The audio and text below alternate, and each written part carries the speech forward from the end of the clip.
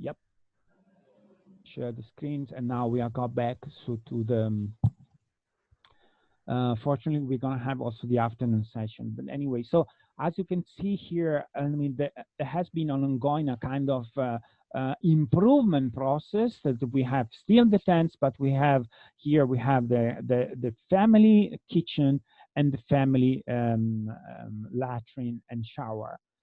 Then the ground has been gravelled. So over the time, the the the, the, the camp itself is changing. Is keep changing, and the people, as you can see over here, the sectors of these camps were because those might be additional newcomers, which have been kind of slightly and but I mean steadily transformed by the family themselves, because probably this living space is not enough, and this is the main engine that makes the people to transform, I mean, to and to adapt the living space to their specific needs. As you can see again from different perspective, I see that the camp is getting kind of crowded of structures, and those structure are kind of still very temporary, plastic sheeting, but the people are keep enlarging, people are keen, are very active, and this you can clearly see that the camp is get transformed by the activity of the people. Over here we have kind of small shops. I'm sorry for the quality of the photo, but this is the process of transformation of the camp. And then again, this is the same settlement from the different angles. So people are working. As you can see now, there is also a power network over here, and so the better roads. They're starting to make the drainages because water tanks. I mean, this is a kind of evolution. Then we might discuss whether this is a good evolution or not. If you recall yesterday, but particularly the day before yesterday, we have spoken about beauty. I mean, and it's a word that contains a lot of meanings, but I think that's something that you really should take in consideration here. I just would like to make you notice over here that on top of the nearby hill, we are outside the edge of the camp. Here, there are the water towers which have been built to provide water to the entire settlement. Okay, and then we go. So the people start building on their own. Do you recognize here the family latrine and shower? This is the road. As you can see, there is a sideways. There is there are drainages all around. But the people, as soon they have the resources, in these cases, they had the resources because they had the chance to have income generation activities. They had their own resources. They were well accepted by the community, and then they start to build their own house because they want to resettle basically over here on a long for a very long period. But as you can see in this specific case, this is when I was involved as a site planners for this settlement. But the problem that when we started to talk with the local authorities to try to put in place some rules to avoid congestion, overcrowding of one shelter one another. I mean, the local authorities totally refuse this approach. They told us no. Families there, they are free to do whatever they want, but they say, but we have to put in place some kind of rules, otherwise probably they will build something which is not the best in terms of hygiene, is not the best in terms of uh, the better use of the space. Probably I'm not saying that we have to force them the way we want, but maybe we have just to guide them. So there's no way, no way. They didn't accept. They started to talk about putting rules when they actually were witnessing themselves, the authorities, that this was turning into a slums, into an informal settlement. So when they started to realize that you have to put a certain control, it was too late. It was too late. As you can, oops, sorry. As you can see here, they even have built on top of the latrines. They have occupied all the space over here, okay, of their own plot. If I go to the next photo, probably here you can still see here the bricks that were used for this one, guys.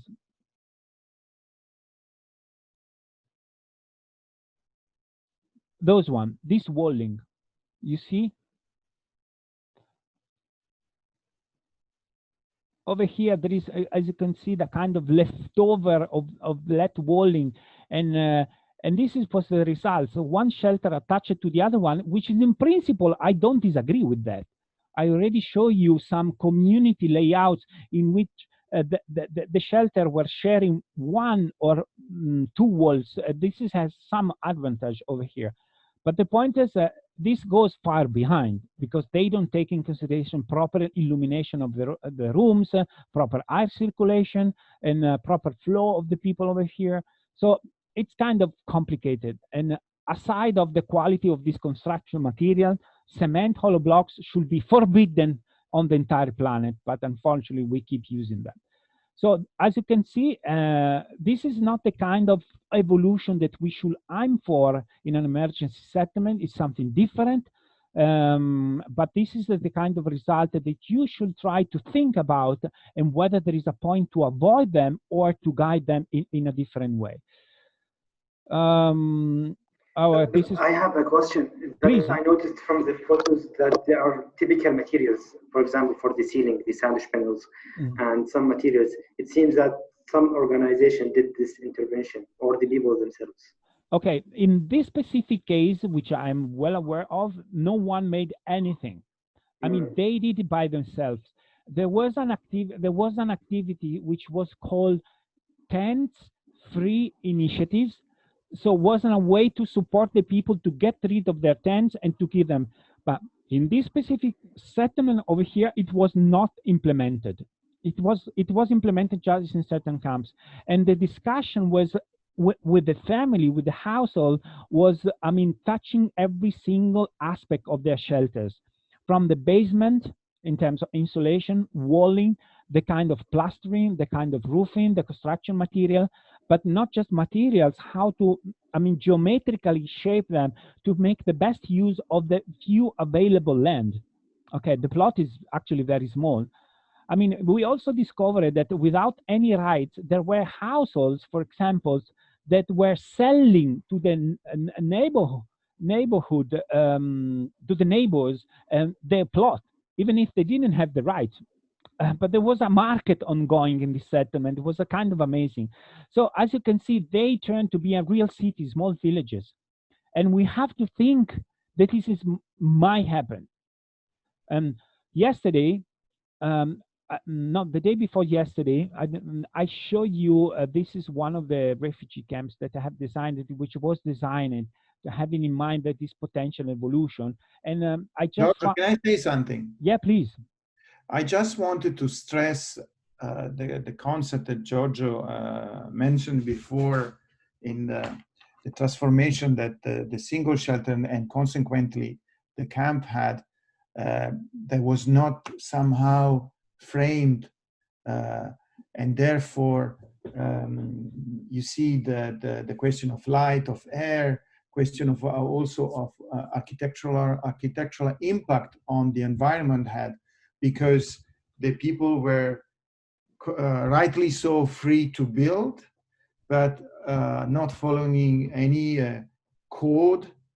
The picture that he showed before where they build on the latrines, I mean, I don't know if anybody has calculated if the latrine can hold that weight. So that was done freely, was done with freedom, but this has also an impact on the space that the people are going to live. You see, that's just the only thing I wanted to add.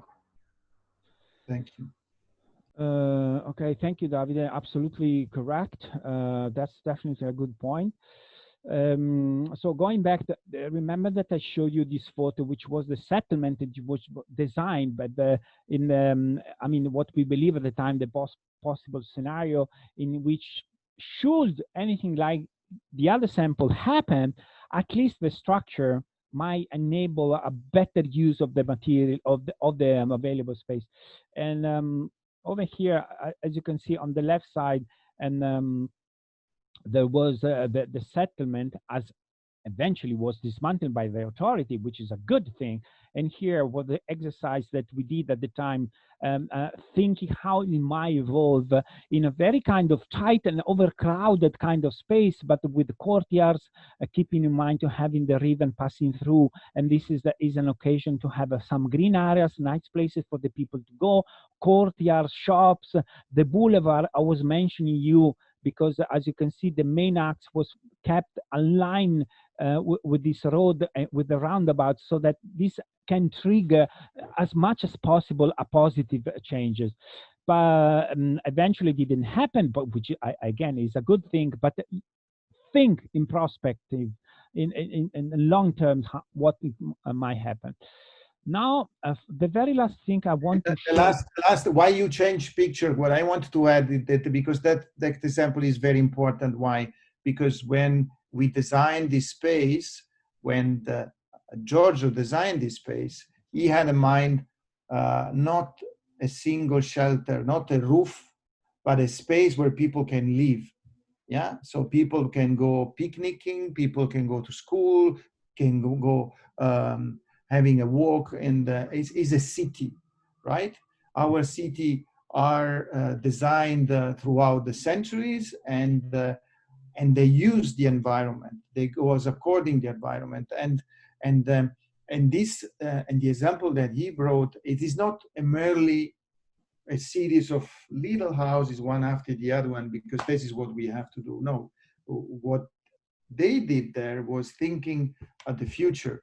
And then we will see after that, after in the presentation of CCCM, is that because it's a space where people, they're going to spend years, maybe they're going to stay there for decades. Thank you, George. Okay, okie dokie. I want to show you two more things. One is I will try. This is the design of emergency settlement. Is a refugee camps. To be honest, I don't like this design. As you can see, remember that we have spoken about the difference between grid and mesh. Is it clear, this meaning? I see Mohammed saying yes. Others? Kadir, you said yes. It's important. I mean, I'm not saying that one is better than the other one. This is the different approach. But if we comply just with the grid model, well, probably our settlement will look like like military camps, which is something that we should try to avoid. I mean, this camp was designed just having in mind a grid. As actually, just let's take the chance to speak about this camp over here. I think this is definitely a bad example for a camp, okay? Because a part of the grid, all the infrastructure are kept outside. I mean, there is nothing here inside. I mean, all the infrastructure that have been put, and I mean, there is no drawings of the surrounding. I don't know what's going on. I mean, there is just, I don't even know. I presume that the north is on the top of the drawing, but that's it. I mean, this is not the way I would like you to do site plannings at the end of this training, guys. Okay, so you cannot design anything like that. And then I know there might be some emergency constraints, but I mean, how come you put this infrastructure aligned over here? I mean, with no interaction, no dialogue between the different elements of the settlement. Okay, and here confined here. So I mean, this is not a good example, but anyway, as you can see, this is we have the block and we have the community. Okay, and when I was there, I asked my team to conduct a survey. As you can see, this is the community as it was designed. Okay, and as you can see, there is a concrete slab for the tent.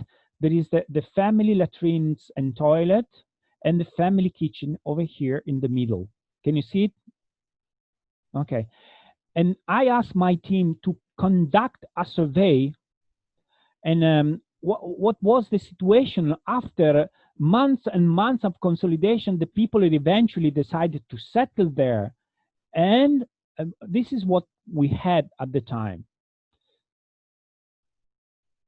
So is it clear? So this is the was a condition of the emergency settlement when it was designed, and this is what the dwellers, the people living there, did. Okay, I just want to enlarge a little bit over here. So this is the community, the community. As you can see, all of them, they have put the fence, and we have spoken about the issue of fencing, and also the meaning behind the fencing. The purple one is what they have kept for residency, for living, okay? While the wash, how it has been kind of disseminated, more or less is the same, because on the external side they had already the family latrine and the family shower, so they kept it as it is, with someone putting running water here in the middle where previously was designed the kitchen, and in fact the kitchen is more or less still at the center of their own plot, which is here. Okay, what to me is absolutely amazing, fantastic, and I love this because I prefer much more this layout than the one designed by the site planner. You get the point? Because naturally the people over the time, they have maintained an internal open space over here, a small garden, open space, a kind of small courtyard. But this is absolutely fantastic. And this is part also, in my opinion, to the Islamic culture, to have a house with an internal courtyard where you can do a small garden. So as you can see, the model, do you remember when I show you that L-shaped concrete shelter with the garden inside? Basically, it's coming from this one, no? Because the people aim at the end to have a space where they can do minor activity, maybe for, gardening, for cultivating vegetables, and also to enjoy a little bit the space. So as you can see, no one of them finally has covered the wall space. Okay, and this is something that you have to take into consideration. And then the yellow one, some of the family, they decided to sacrifice most of their spaces for making shops. And why there are basically no shops here, why there are, all of them are shops over here. And the reason is easy to say, because if I go back, this was a 30 meters wide road, which was a fire break. And so this is the road itself became the square of the settlement. Okay, so the people, of course, they have put their shop over here because they are facing the main road. And if I go back to my drawing over here, to my design, this space over here and this one that were the fire breaks road, so they are 30 meters wide, they become the public spaces. Which is a good. I mean, I like. I mean, from a bad design, at least the people, they started their own evolution as a families and as a community. So, but again, if we can drive somehow this process in the most meaningful, from a social and a technical perspective manner, that's very important. I mean, it's very essential when we do site planning. Otherwise, as I keep saying since the very day one, we do an engineering exercise. We just comply with the rules. And this is make our job less nice. So to have a meaningful, and that's why, I mean, the process of designing, I keep saying, has to be a very multitasking, multidisciplinary approach. Speak with your colleagues, speak with your protection colleagues, speak with your managers, speak with the people, with the community mobilizer, and come back together with a more meaningful design. So that's it from my side, guys. I have stopped boring you. This is my last one after 3 weeks. Just shoot at me if you have anything to say. You are super welcome. On the contrary, it was a very interesting training. Really. Okay. Thank you, guys. Thank you. Thank you for this valuable training. We enjoyed it with you and with the information and experience that you gave. I hope we can do something coaching or consultation more in the future. Thank you very much. No, it's okay. My pleasure. I mean, you have my email, you have my Skype in case, and inshallah, I will come to Gaziantep one day. I really hope so, guys. I personally, I have a crush. I mean, I had a mission in Syria, but I was in the other side. I was in Aleppo. I truly fell in love with that country, with the people, and I have a particular, very passionate link with that area of the world and with the people over there, and that's it. That's it. So I stopped sharing my screen. I thank you, but I will be still here. And Davide, it's all yours. Good. Thank you very much. And so I don't know if I understand, but I know Mohammed Waisi very well, and I never met the Mohammed and Ahmed. I don't know if Ahmed, you have participated to the training we did last year together with SARD in house repairs and house rehabilitation. I was there. If not, nice to meeting you. And so because we don't know each other, it's just a small introduction. And I'm Davide Nicolini. I'm an architect. I studied architecture in the same university, Georgia study. Forgive me, Davide, I didn't introduce you. Normally I do with the other guests, but I didn't do it with you. I apologize. Sorry. Don't worry. There is a reason why Georgia did not introduce me. Georgia and I are friends since a long time. And we met during my first mission, and I think it was also Georgia's mission in 1999, when Georgia was very young, and I'm still young, and in Kosovo, and we were doing shelter. So, and Georgia was actually, I was there for a short mission, and because I was still working as an architect, and I had my own small business in Italy. So, I'm an architect. I study where Georgia studied at the Polytechnic University in Milano. And I worked as an architect for some years. And then in 2002, after having consulted a bit with humanitarian organization, I decided to do of humanitarian work my main profession. And so I started with NGOs, then I did a master in humanitarian assistance, and then I joined the ICRC and then UNHCR. And then in 2019, after a short contract with UNICEF, where I work for Market for Wash, I decided to start a small no-profit for consultancy, as where I co-founded with Georgia, another person, an organization is called Mine Earth, and with whom we provide consultancies, and we work together with SARD in Gaziantep a couple of times already for these trainings. I know Georgia very well. We work together, as I said, in the past, but also with UNHCR and also with the ICRC.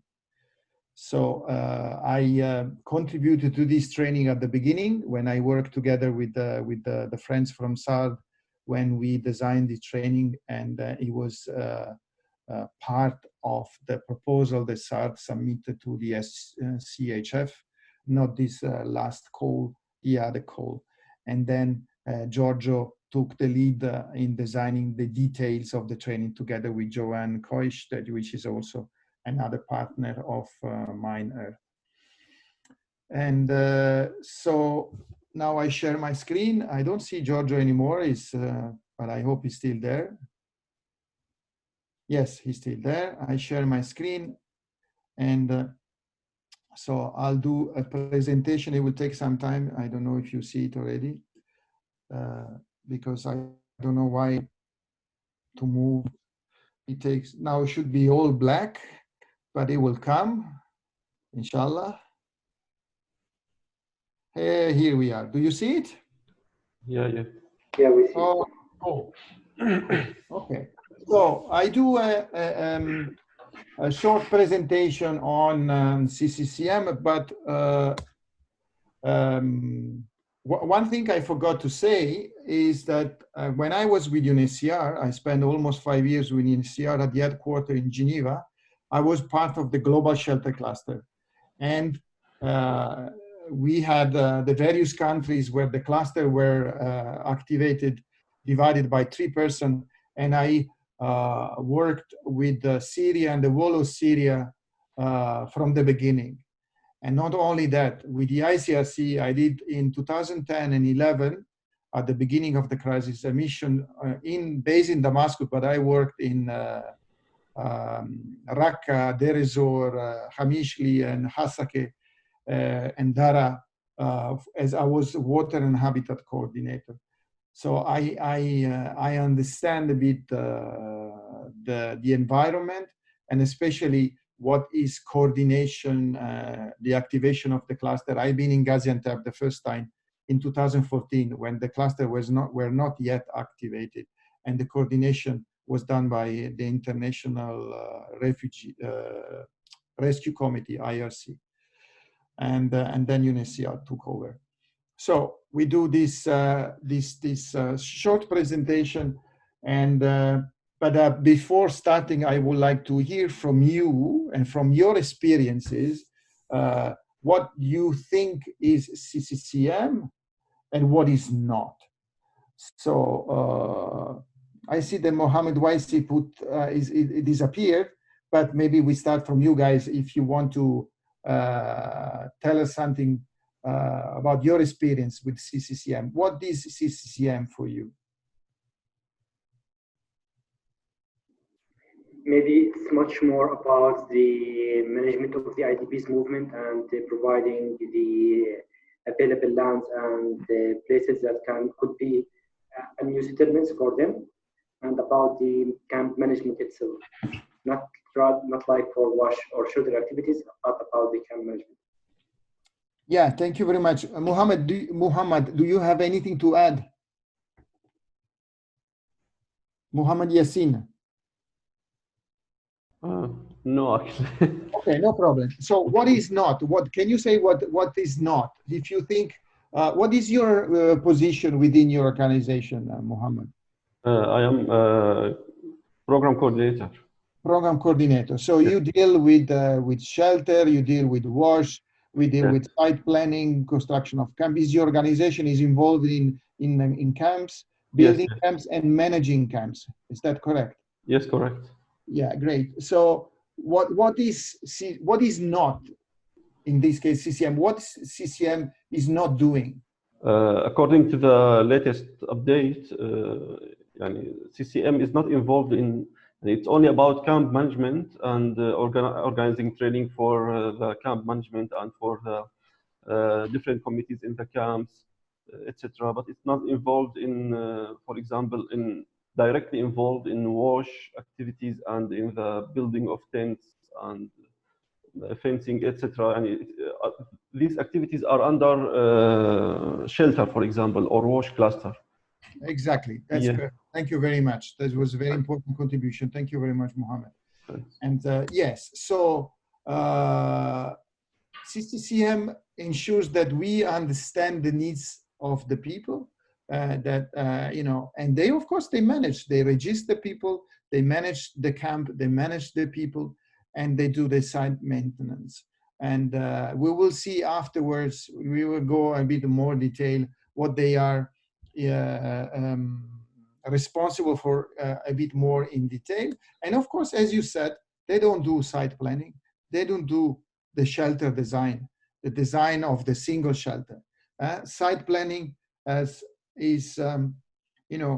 we architect, the one who study architecture, study also the space that people are living in. They don't, in terms of social space, in terms of urban space, and therefore are the one they should design the camp. So a camp intended not a place where we put the single shelter, which is also designed by architects and engineers, but the camp intended as a place where people live, go to school, have a family, get married, have a trade, and so on and so forth. So in few words, this is the definition that you can read yourself. is ensuring the equitable access to assistance, protection, and services. So managing a camp is ensure that all these three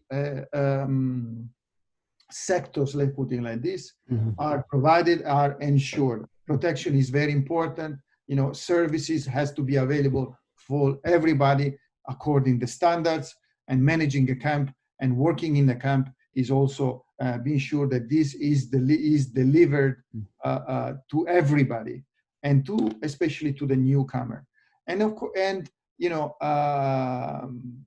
improving the quality of the life is also linked to working with government and advocating for durable solution.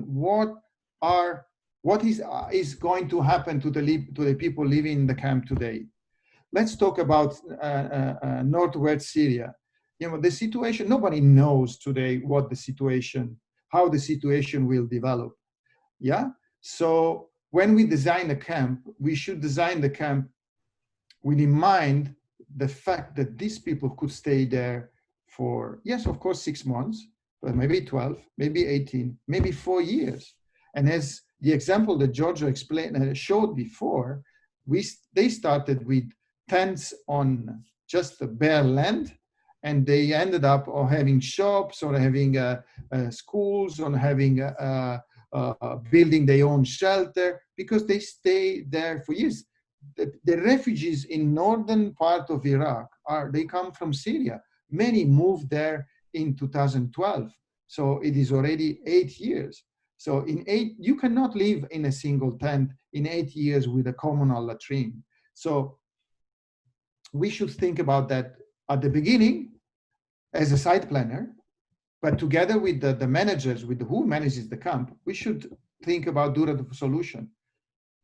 And one thing is also important to say is that the responsibility for an IDP in a country like, let's say, my country, Italy, people that are displacing from the north to the south, you know, providing the responsibility of providing assistance to these people is of the government, because they are internally displaced. So I have the responsibility as a governor of a certain region to provide the assistance to these people. Therefore, to look also for durable solution.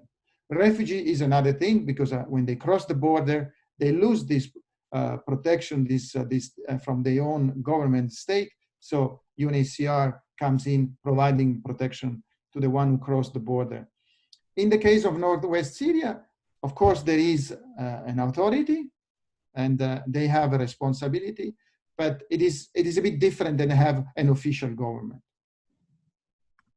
So, Davide, can I just say something? Please go ahead. Can you go back to the previous slide?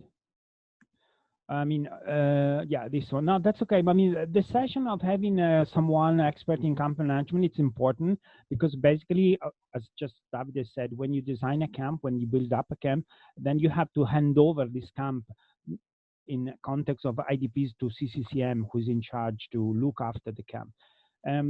Very often there is not that much link between the process of site planning with the CCCM. You just start dealing with the CCM when the design is done. But according to my experience, sometimes it's possible, I mean, to involve CCCM in your designing process, whether the people, of course, the colleagues are willing to do so, but even because if you want to think about durable solution, as I was telling you guys, you might start to think about durable solution in terms of spatial planning. And so this might affect your camp. And maybe with minor adjustment, I'm not talking about huge urban planning, just some minor arrangements that might make the difference. If you think, I mean, about the example of the camp that I showed you, that there was a concentration of tents and just all around all the services, probably that's not the best way to do that. And even probably camp management wouldn't be that happy to deal with such a camp. So just an opportunity, if during your everyday work you have the chance to speak with the CCM, try to see whether they might be responsive to have a look on your design and discuss it together. maybe they will not understand in terms of site planning, but they should be able to understand in terms of durable solution and camp management. Thank you. And of course, camps are used by the people who are living in. So we design the camp for the people who are living in, and it is used and by the camp managers. So the people we should talk to as a site planner are, of course, the beneficiaries.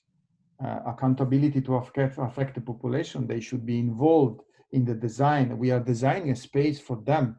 We cannot just come, from Gaziantep and say, okay, this is your house, and I design it for you. Of course, we have to talk to them. And it is equal for the camp managers or for whoever is going to manage it. They might have more experience than us on doing it. And of course, the local authorities, because they made the land available and they will provide. They should also take over at a certain point the management of the camp.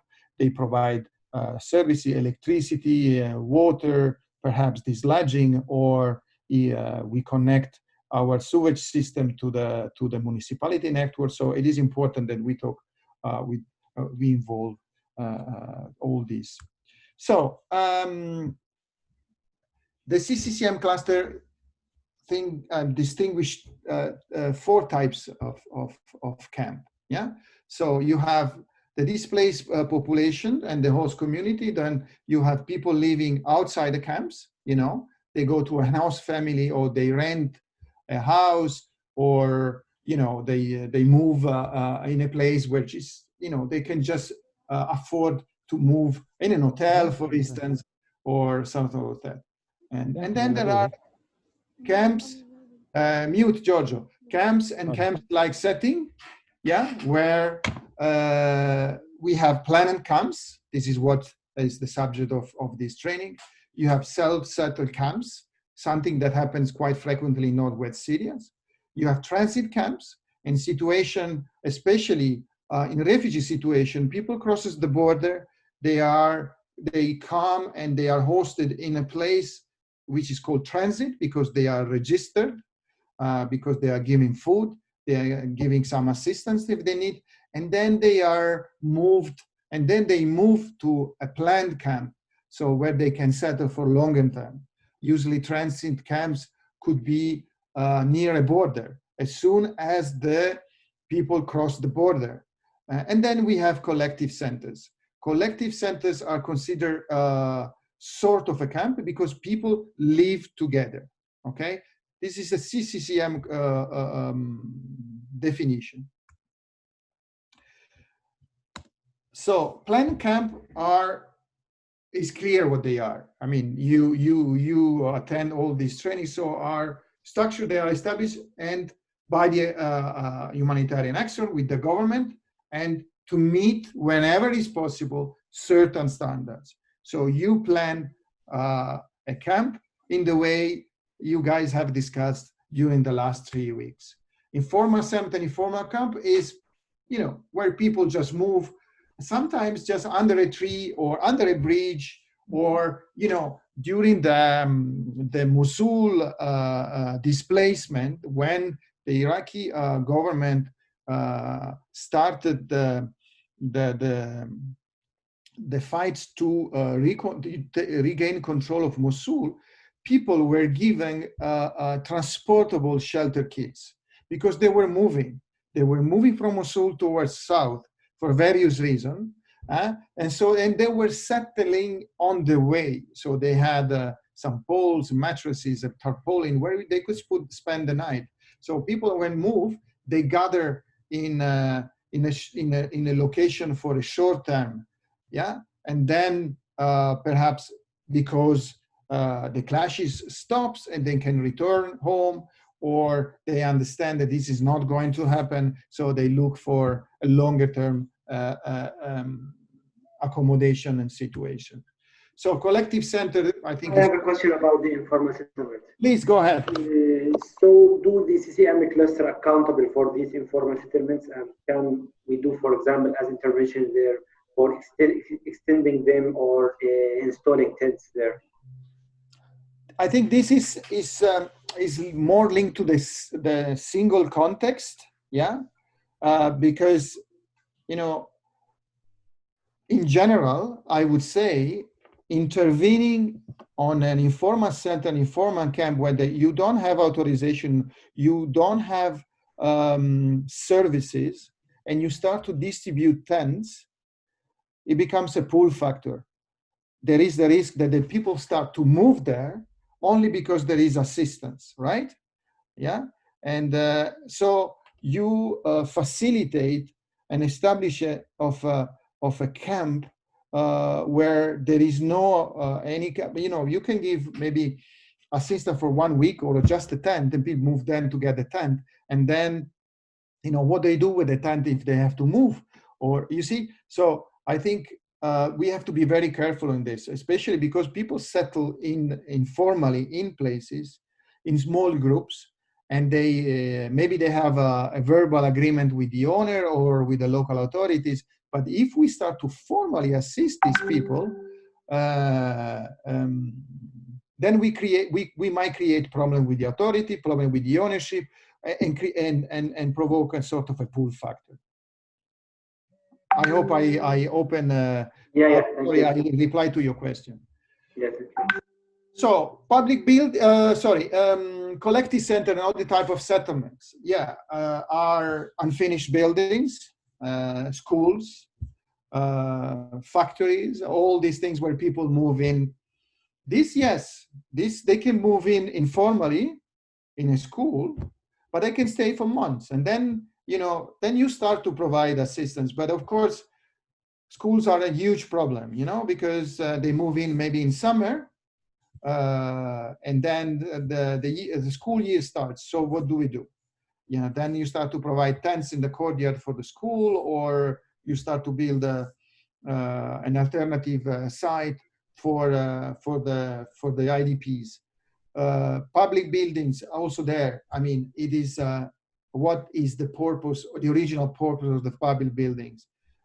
Unfinished building in northern Iraq. Many IDPs moved in unfinished building, which is a very short-term solution that it is too dangerous to make it become a long-term solution, because unfinished building most of the time are just the skeleton, pillars and slabs. So you don't have services, it is dangerous, so on and so forth.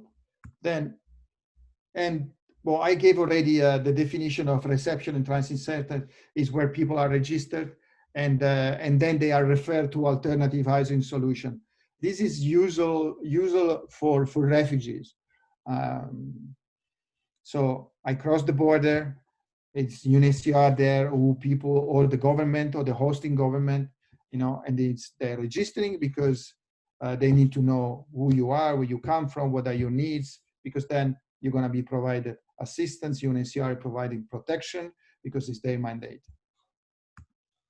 So the 4 components of the camp management, we saw at the beginning a bit on the first slides. Camp managers is the roof. The 2 pillars is providing assistance and protection to the people that are hosted in a camp, based in the international law and standards, and through participation. Through participation, this is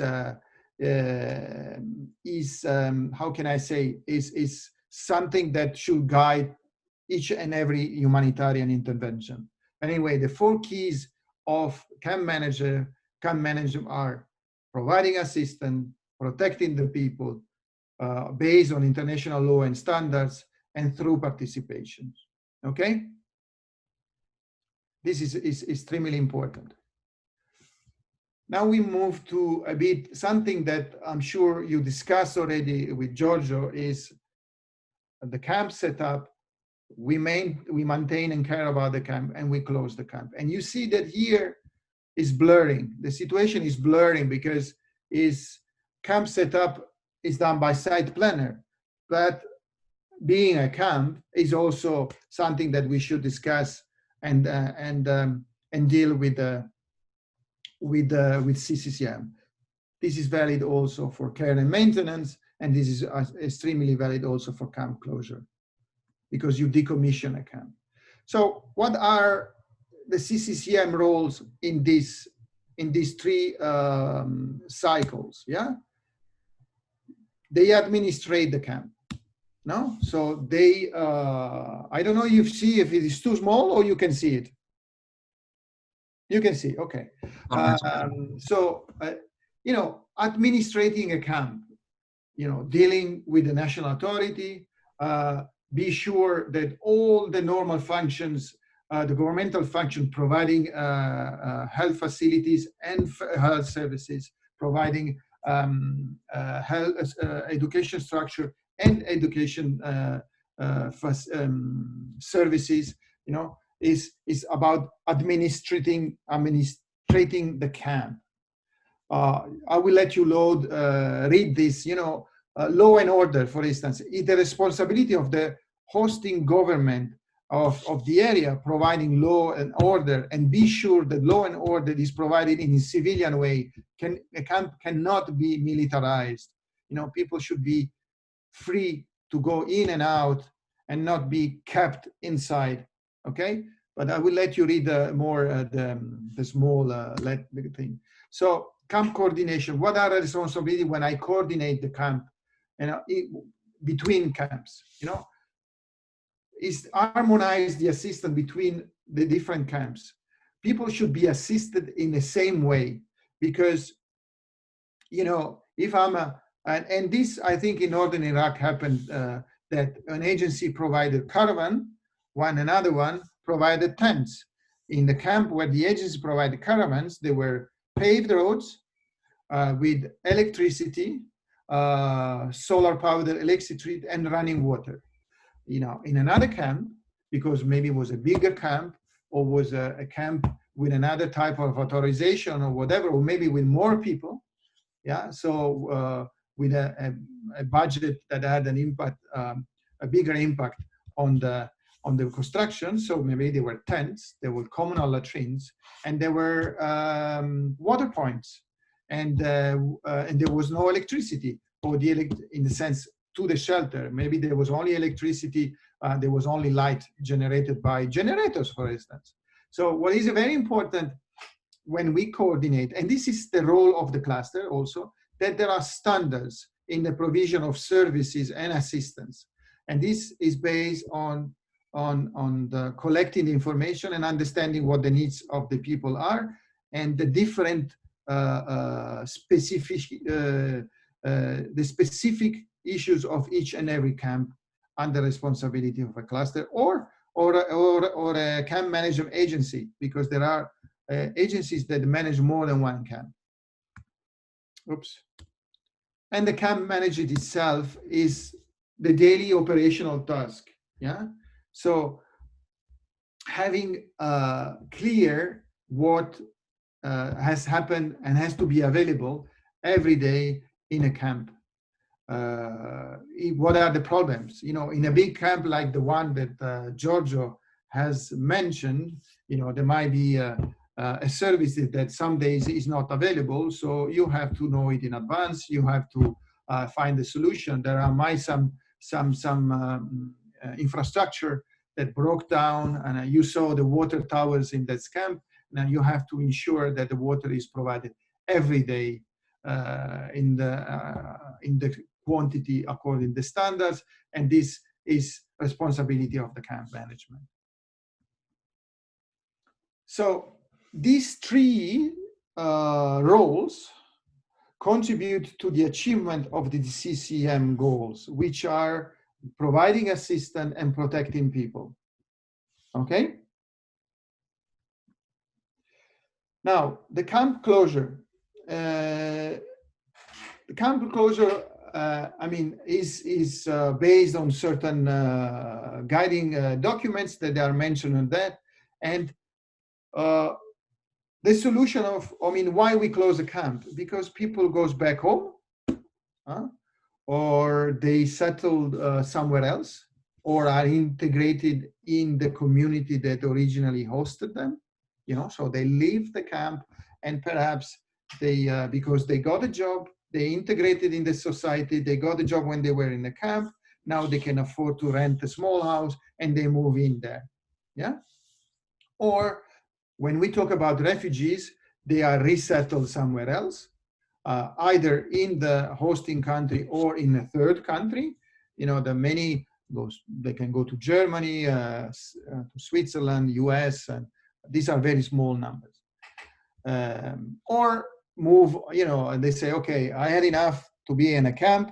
I cannot go back home. I cannot go back to, I don't know, Dara for very reason that we all know. So I decide to move in. Instead of being in Azaz, I go to Idlib, and now it's safe, and I live in Idlib, and I settle down. I settle down there. But and then, you know, then it starts the dismantling the camp. I know there is a word and it's not coming out in my. I don't remember it, but anyway, we have to close the camp. Okay, but what if there are other peoples coming in? Because there are situations in which, you know, camps are built so very well. You know, you have an health centers, you have a school, you have running water, you have a caravan. Of course, it's not a house, but there might be host community, people living in the host community in the surrounding, or maybe in a nearby city, that they have worse condition. They live in an overcrowded shelter or a house with no running water. There is no school because they live in an illegal built neighborhood. And so low-income people, they move in. They move in and they occupy it. And this has happened already in the past because, you know, because the situation is better. You know, they are just maybe a daily worker working in construction, and then they have a very low income, but they can work somewhere else, but they can provide a better housing and services to their family. So this brings me back to the site planning, you know, to think of this already when you are planning the site. What do you do? What we can do with this when either the people stay for forever or for years, and then the example that Giorgio provided before of the situation, then the camp was dismantled. Or what if then other people move in, you know, and they become informal settlements? So as you know, humanitarian organization invests a lot. Davide, sorry for interrupting. We cannot see you on the camera. Maybe just we would like to see you. I don't know. I didn't do anything. I see my image is stopped, but I don't know. Black, maybe just because. But do you see the slide? Yes, we do see the slides. Well, we don't see you, just because normally the speaker is always online. No, my video is on. For some reason, we don't see you. My video is on, sorry. Let me see the video settings, what it says. Yeah, it's all okay. I don't know why. Okay, you don't see Davide as well, guys, right? Yeah, we cannot see him. If he can turn it off and then turn it on, maybe we'll start. Yeah. What shall I do, sorry? Turn the camera off, then restart it. Turn it on. Okay, okay. Let's try.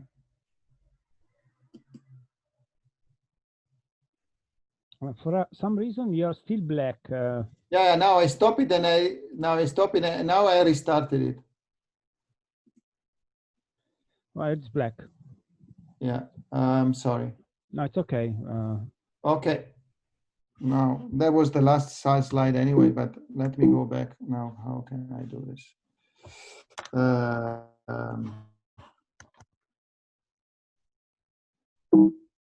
Do you see me now?